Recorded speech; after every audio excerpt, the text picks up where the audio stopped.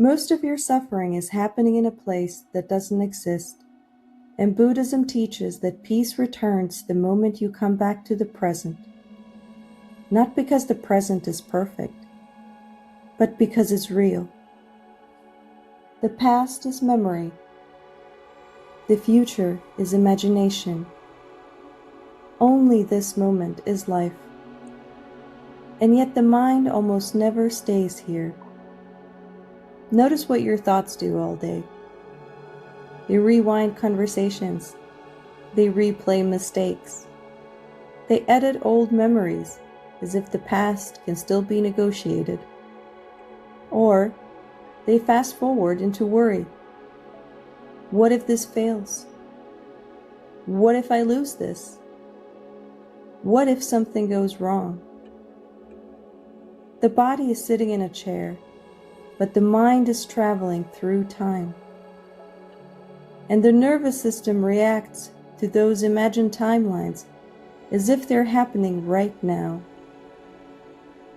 This is how anxiety is born. Not from the present, but from mental projection.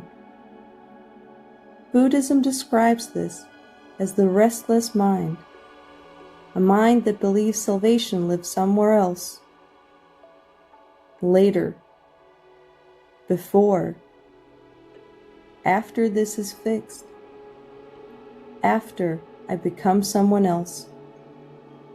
But the Buddha pointed to something radical. Life is only available here, not philosophically, biologically. Your senses operate now. Your breath happens now. Your relationships unfold now. You cannot touch yesterday. You cannot experience tomorrow. You can only think about them. And thinking is not living. This doesn't mean that the past is useless. Memory is a good teacher. The future also matters. Planning is intelligent. But suffering begins when thinking replaces presence, when memory becomes identity, when prediction becomes fear. The mind mistakes rehearsal for control. It believes that if it worries enough, life will obey. But no amount of mental time travel has ever changed reality. It only changes your nervous system. Think about the last time you were fully absorbed in something simple. A conversation, music, walking outside, watching the rain.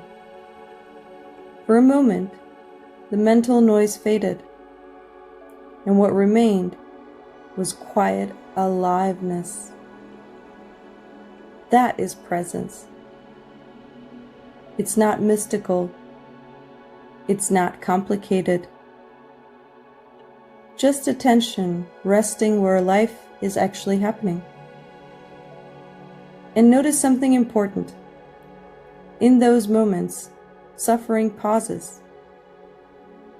Not because your problems disappeared, but because you stopped living inside mental commentary. The present moment is not the absence of difficulty. It is the absence of extra suffering layered by thought. Pain can exist now, but psychological torture requires time travel. Regret lives in the past. Fear lives in the future.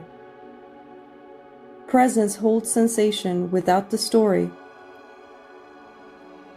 And sensation by itself is bearable.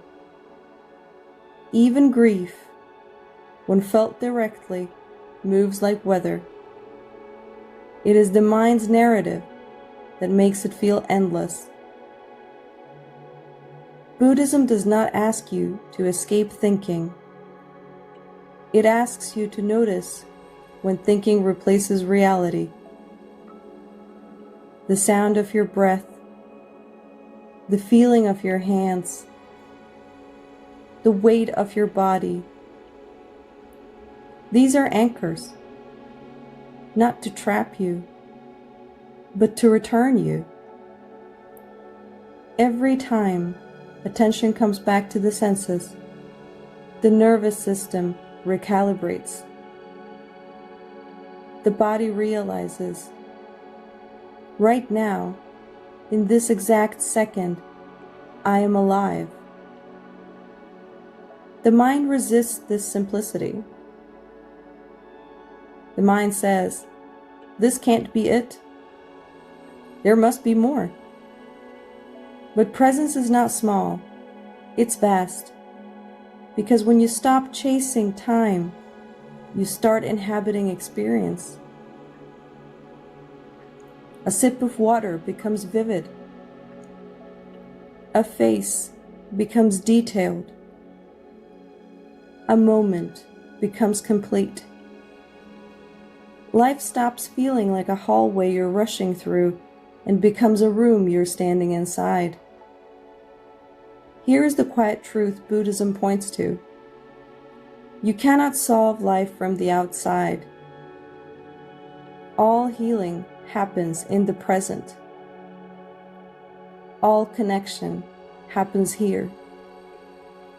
All change happens here. The future is shaped by what you are now, not by what you fear, not by what you replay, but by how awake you are to this breath, this step, this conversation. Presence does not erase problems. It gives you clarity to meet them. A mind lost in time is reactive. A mind in the present is responsive. It sees what is actually happening instead of what it imagines is happening. And that difference is the difference between panic and wisdom, between drowning and swimming. Right now, whatever you're carrying, whether it's stress, uncertainty, regret, or hope, it is appearing in this moment. And this moment is wide enough to hold it. You don't need to fix your entire life.